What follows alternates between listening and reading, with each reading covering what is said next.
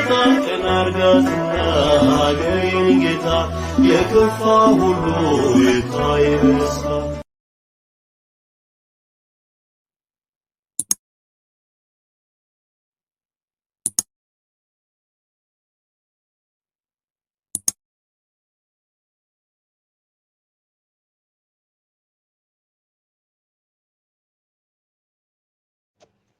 አሜን ይሁን የሚደረግልን በስመ ስላሴ በስመ አብ ወወልድ ወመንፈስ ቅዱስ አሐዱ አምላክ አሜን። የሐሙስ ሰይፈ ስላሴ አንድ አምላክ በሚሆን በአብ ወወልድ ወመንፈስ ቅዱስ ስም አምናለሁ። በእውነትም ልዩ በሆነ ስጦታ ስለሰጠኝ ጸጋ ቁጥር የሌለው ቸርነቱን እና በረከቱን በእኔ ላይ ላበዛ ለእግዚአብሔር ምስጋና አቀርባለሁ። አቤቱ እምነቴን በአንተ ላይ ነው። አቤቱ ጠብቀኝ እንጂ አትጣለኝ። አንተ ተስፋ የሚያደርጉትን ሁሉ አትጥላቸውምና።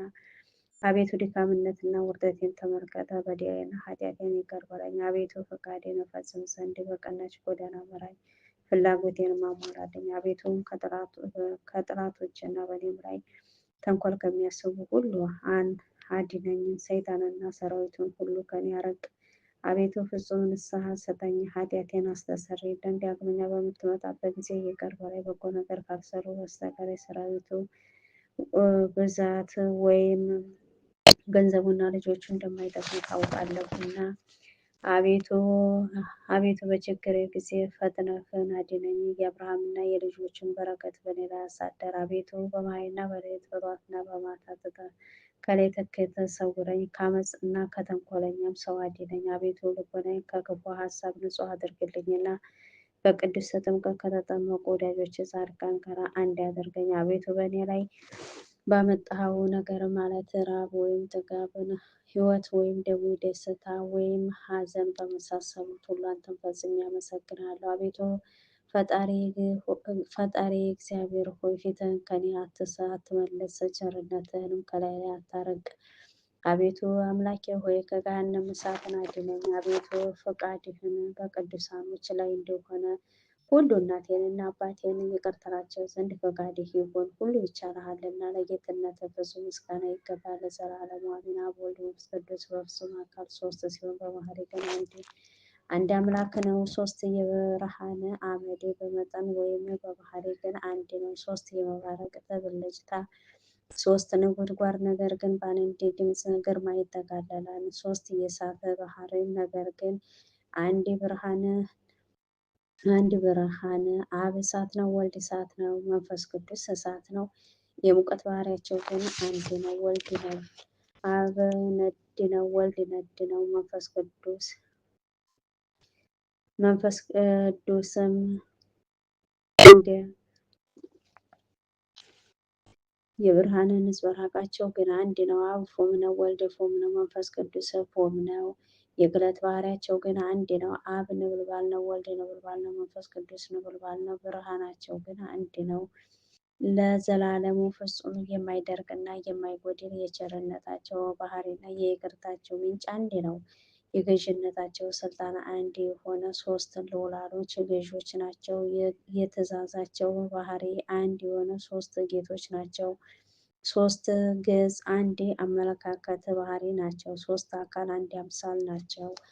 ሶስት መንግስታት አንድ አገዛዝ ናቸው። ለመንግስትነታቸው የጊዜ ገደብ ወይም ፈረቃ የለውም። ስልጣናቸውና የጌትነታቸው ክብር አንድ ነው እንጂ። እነሆ በዚህ አብ በሚከብርበት ገንዘብ ወልድ ይከብራል፣ መንፈስ ቅዱስ ይከብራል። ወልድ በሚከብርበት ገንዘብ አብ ይከብራል፣ መንፈስ ቅዱስ ይከብራል። እንዲሁም መንፈስ ቅዱስ በሚከብርበት ገንዘብ አብ ይከብራል፣ ወልድ ይከብራል። በቅዱስ መጽሐፍ ወልድን የሚያከብሩት ሁሉ እንደዚሁ አብን ያከብሩታል፣ ወልድን የማያከብሩ ግን የላከውን አብን አያከብሩትም ተብሎ ተጽፏልና። ሃይማኖት በእግዚአብሔር አብ ትታሰባለች፣ በወልድ ትዘጋጃለች፣ በመንፈስ ቅዱስ ትፈጸማለች፣ በቅድስት ሥላሴ እምነት መሰረት ትጸናለች።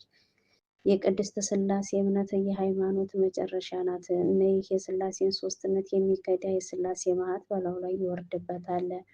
በሥላሴ የሚያምን ግን ጽኑ የሥላሴን ሰይፍን ያገኛል፣ ተስፋን ያገኛል። የሥላሴ እምነት መግቢያ በር ወልድ ዋህዶ ብሎ ማመን ነው። በቅድስት ወንጌል በወልድ ያመነ የዘላለም ሕይወት አለ ተብሎ ተነግሯል። ወልድን የካደ አብን ወይም መንፈስ ቅዱስ ካደ ማለት ነው። ለዓለሙ ሁሉ ሕይወት ይሆን ዘንድ እንደ አንድነቱን ከሱ ሳይለይ ቃሉን በላከ በአብ አምናለሁ። ከአባቱ አንድነት አጠገብ ሳይለይ ዓለሙን ሁሉ ለማዳን በተላከ በወልድ አምናለሁ። ዓለሙን በሞላ ይቀድሳት ዘንድ ከአብ በወጣው ከወልድ በተገኘው መንፈስ ቅዱስ አምናለሁ። እነሆ እሱ ሱብላቄርጦስን የንጽሕናና የቅድስና መንፈስ ነው። ቢራቄርጦስ የስጦታ ምንጭ ነው። ቢራቄርጦስ ተቀድቶ የሚጠጣ የእውቀት መጠጥ ነው። ቢራቄርጦስ እድፍን የሚያነጻ ውሃ የሚቀድስ ነው። ቢራቄርጦስ የሃይማኖት አልጫነት የሚያጣፍጥ የልቦና ጨው ነው። ቢራቄርጦስ በጨለማ ላሉ የሚያበራ የይቅርታ ብርሃን ነው። ቢራቄርጦስ በምስጢረ ቁርባን ላይ የሚረብብ ጸዳል መለኮታዊ እርግብ ነው። ቢራቄርጦስ የይሁዳን ኩርብታዎች በጽዩ አዳራሽ የሚጠጡት የእሳት ጎርፍ ወይም ፈሳሽ ነው። ቢራቄርጦስ ደጋጎችን የሚፈረክስ የእሳት መዶሻ ነው። ቢራቄርጦስ አሸናፊ ነው። ለሰማዕታት መመኪያ የተሰበሩትን የሚጠግን ነው። ቢራቄርጦስ ፍጹም የከበረ የአብና የወልድ የባህሪ ሕይወት ነው። ቢራቄርጦስ መጉደል ወይም መጨመር ሳይኖርበት በው አምላክ ነው። ቢራቄርጦስ እንደ አብና እንደ ወልድ በሰማይ ሰማያት በምድርም ሁሉ ላይ መንግስቱ የሞላ ነው። ቢራቄርጦስ የማይዳሰስ የእሳት ነበልባል ነው። ቢራቄርጦስ የነፍስና የሥጋ ንጹሕ ነው። ቢራቄርጦስ የወርቅ ሐር ገመጅ የቅዱሳን የጌጣቸው ልብስ ነው። ቢራቄርጦስ የጻድቃን ባለሟልነታቸው የራስ ወርቅ ነው። ቢራቄርጦስ የምስራች በመያዝ ከኢየሩሳሌም ወደ ፈረስ የተላከ ንስር ትንቢት ነው። ቢራቄርጦስ በጽዩ አደባባይ በቶማስ ላይ በቅዱስ ነቢዩ ፊት የበራ ነው። ቢራቄርጦስ አዲስ ወንጌልን ያስተምር ዘንድ ጳውሎስን የጠቀሰ የሕይወት መብረቅ ነው። ቢራቄርጦስ ሐዋርያትን የወይን ጠጅ ሳይጠጡ ያሰከረ ነው። ቢራቄርጦስ ሐዋርያትን በአገሩ ሁሉ ያናገረ ነው። ቢራቄርጦስ ቅድስት ስለምትሆን ሦስትነቱን እንሰግድ ዘንድ ያስተምራል፣ ይመክራል። ቀደም ዓለም ለነበረ ፍጹም አንድነቱን ለእሱ ስግደት ይገባል፣ ዛሬም ዘወትርም እስከ ዘላለሙ አሜን። በነቢያት አንደበት የወልድ መምጣትን መነገርና በአሸናፊው በእግዚአብሔር ቀኝ ባለ የጌትነቱ ዙፋን ሳይለይ ወደዚህ ዓለም መላኩን አምናለሁ። ያለ ዘርዓ ብእሲ በቅድስት ድንግል ማርያም ማኅፀን ማደሩን አምናለሁ። ከላይ ሳይጎድል ማኅተመ ድንግልናዋን ሳይለውጥ በማይመረመር ድንቅ ምስጢር ወለደችው። ያለመጨመር ወይም ያለመጉደልን ሥጋ ከመለኮት ጋራ ፍጹም እንደተዋሃደ አምናለሁ። ከተሰወሩ የተሰወረ እሱ በሥጋ መገለጹን አምናለሁ። እሱ የቅድስና መገኛ ምንጭ ሲሆን እንደ ኃጥአን ጥምቀትን በውሃ አደረገ። ይህ ሃይማኖት በፍጹም ልብ አምኜ በዮርዳኖስ ባህር በተገለጠ ሦስትነት አመልካለሁ። ቅዱስ ወንጌል እንደተናገረ እንዲህ ሲል ጌታ ኢየሱስ ክርስቶስ ከተጠመቀ በኋላ ከባሕሩ ወጣ፣ ሰማይ ተከፈተ። በዚህ ጊዜ በነጭ ርግብ አምሳል መንፈስ ቅዱስ ወርዶ በራሱ ላይ ተቀመጠ። እነሆ አብ ስለ ልጅ እንዲህ ሲል መሰከረ፣ ይህ የምወደው ልጄ ነው፣ ስለሆነም እሱ የሚነግራችሁትን ስሙት አለ። እንግዲህ የዚህ የሥላሴ የማይከፋፈል የማይለይም መለኮት እነሆ ተገለጸ። ሥላሴ አንድ ገጽ ነው ሲሉ አንድ ገጽ ነው የሚሉ የርጉም ባስልዮስ ልጆች ይፈሩ ይዋረዱ። ወልድ በደብረ ታቦር ተራራ ላይ መልኩ እንደተለወጠና ፊቱ እንደ መብረቅ ብርሃን በበራ ጊዜ ዳግመኛ ይህ ሦስትነቱ ታወቀ፣ ተረዳ። እነሆ በሁለት መልእክተኞች ነቢያትና በሦስት ሰባኪ ሐዋርያቶች ፊትን ልብስን አጣቢ እንዲህ አድርጎ ሊያነጻው በማይቻል ሁኔታ ልብሱ እንደ መብረቅ ብልጭታ አንጸባርቋልና።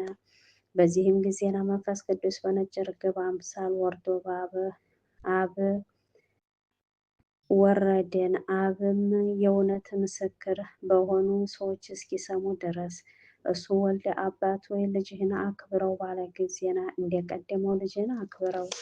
ከዚህም በኋላ ቀደም ዓለም ከኔ ዘንድ ባለ ክብር ዛሬም ክብርህን እመሰክራለሁ የሚል ቃል ከደመና መጣ። በዚያም የነበሩ ወይም የቆሙ ሰዎች ሰምተው ነጎድጓድ ነው ተባባሉ፣ መልአክ ነው የተናገረው ያሉ አሉ። የሥላሴ አንድ አምላክ መሆን በዚህ ግብር ታወቀ፣ ተረዳ። የኦርቶዶክስ ሃይማኖት ሥርዓት በዚህ የሥላሴ አርአያ ተመሰረተ። ሥላሴ ክርስትና ጥንታዊ የሃይማኖታችን ማረጋገጫ የብርሃን ማህተብ ነው። ሥላሴ ከዘመናት አዝማት በፊት አሉ። ሥላሴ አዳምን በመፍጠራቸው ሦስትነታቸው ታወቀ። ሥላሴ የሰናክሬም ሰዎች ቋንቋ በመለያየታቸው ሦስትነታቸው ታወቀ። የሥላሴ ሦስትነትና አንድነት በአብርሃም ቤት ታወቀ። የሥላሴ ሦስትነታቸው በዮርዳኖስ ታወቀ። የሥላሴ ሦስትነት በታቦር ተራራ ላይ ታወቀ። በዚች በቅድስት ሥላሴ እምነት ልዩ ሦስትነት የሚሆን እሱ የቸርነቱን በሩን ይከፍትልን ዘንድ ኃጥአን የምሆን እኔም ወለተ ማርያምን እማጸናለሁ። ነፍሴንና ሥጋዬን አደራ አስጠብቃለሁ። በዚህ ቅድስት ሥላሴ የአዲስ ሥርዓተ ዘመን ከመመሰረቱ በፊት በብሉያት ዘመን ሕግ የታወቀ ነው። ስለዚህም ከነቢያት ወገን የፈጠረንና ያጸናንም እሱ አብ ነው ሲሉ የተናገሩ አሉ። ስለ ወልድም ሕፃን ተወለደ የለውም ወልድም ለኩነተ ሥጋ ተሰጠን በማለት የተናገሩ አሉ። ዳግመኛ ስለ ወልድም ቅዱስ መንፈስ ቅዱስ በጽድቅ ጎዳና ይመራናል ሲሉ የተናገሩ አሉ። እነሆ የሥላሴ ስም ቀደም ዓለም እንደነበረና እስከ ዘላለም የመኖር መሆኑን ታወቀ፣ ተረዳ። የአብ ስም ከፀሐይ ተፈጥሮ በፊት የነበረ ነው። የወልድም ስም ከፀሐይ መገኘት በፊት የነበረ ነው። የመንፈስ ቅዱስም ስም ከፀሐይ ተፈጥሮ በፊት የነበረ ነው። ከፍጥረት ፀሐይ በፊት ስም የነበረ ነው ተብሎ በነቢያት ተነግሯልና። ይህ ግሩም የሆነ የሥላሴ ስም ለታመኑ የሕይወት መታወቂያ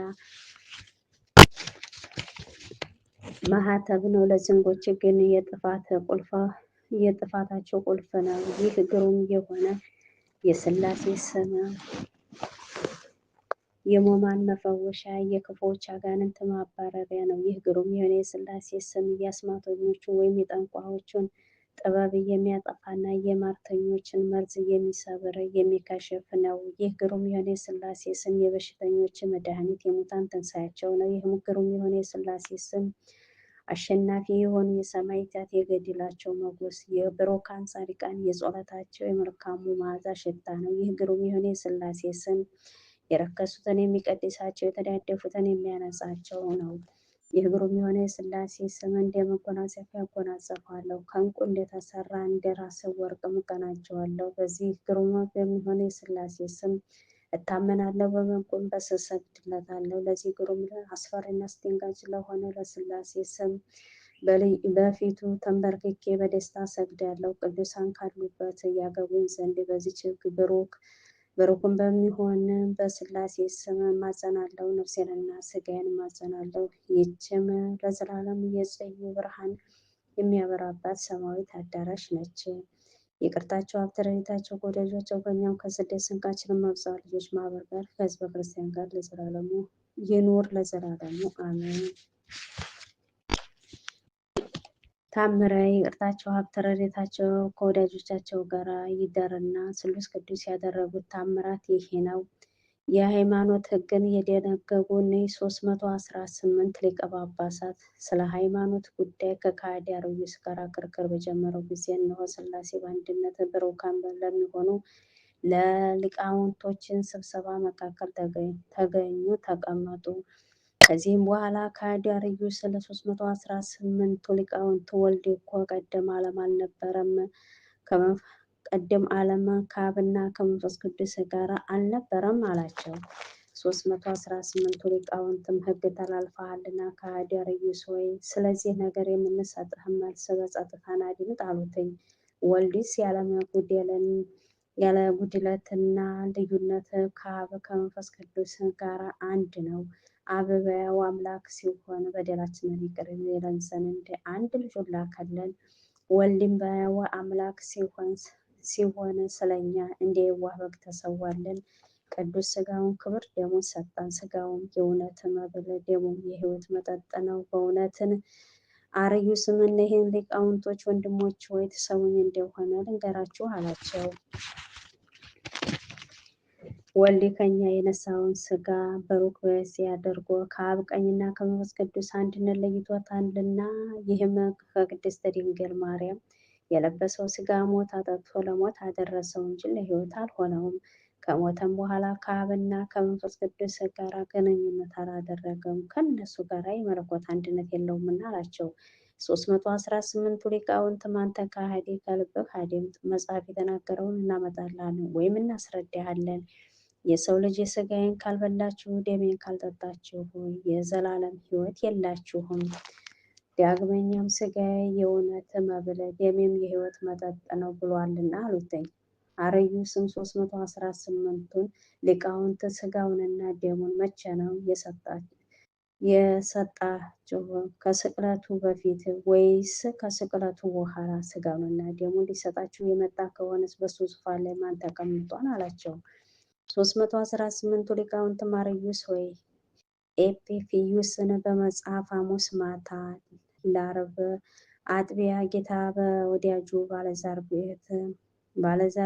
በአልዓዛር ቤት ገብቶ ተቀምጦ በራት ላይ ሳለ ለወንድሞቹ ለሐዋርያት ኅብስቱን በሥጋው ወይኑንም በደሙ ለውጦ ሰጣቸው ብሎ የተናገረውን አልሰማህም? አሉት።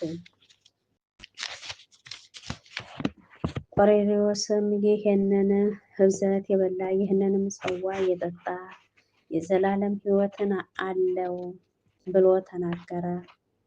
ነባቤ መለኮት ጎርጎርዮስም መለኮተ ማርያም በማኅፀኗ ተሸከመችው፣ እሱም ሥጋ ለበሰ፣ በማኅፀኗም ተወሰነ ብሏል አሉትኝ።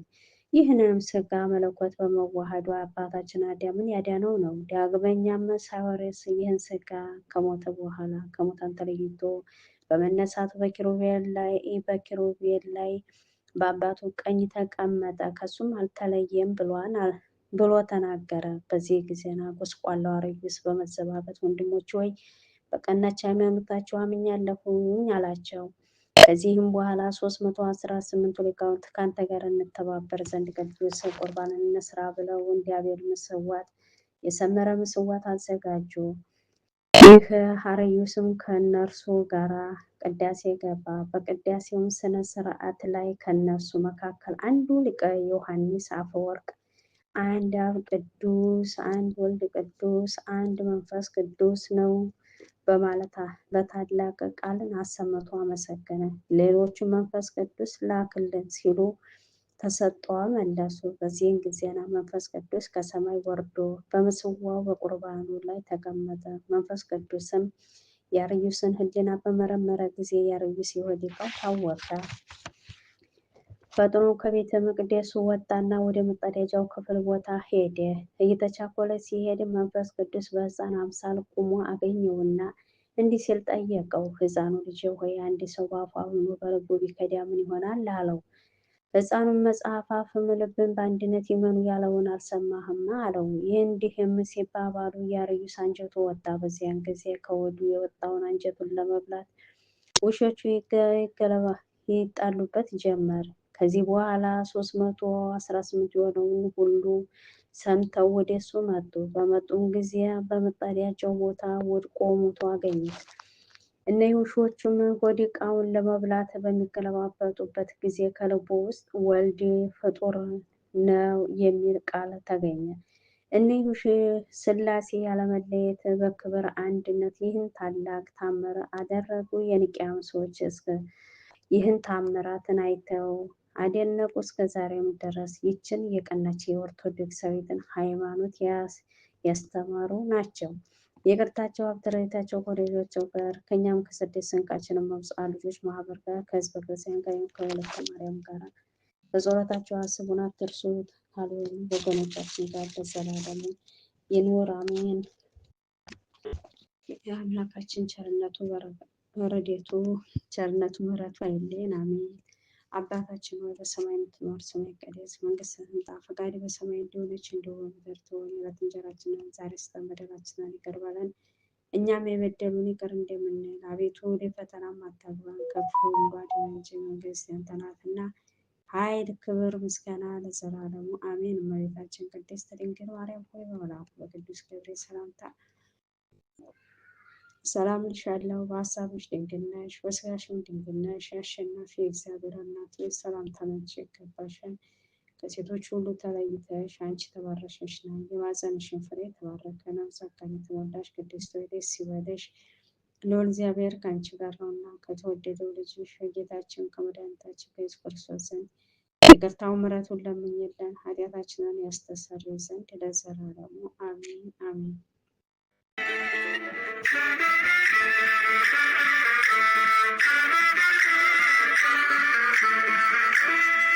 ዛቅን አርጋትና ሀገሬን ጌታ የከፋ ሁሉ ይታይ በስፋ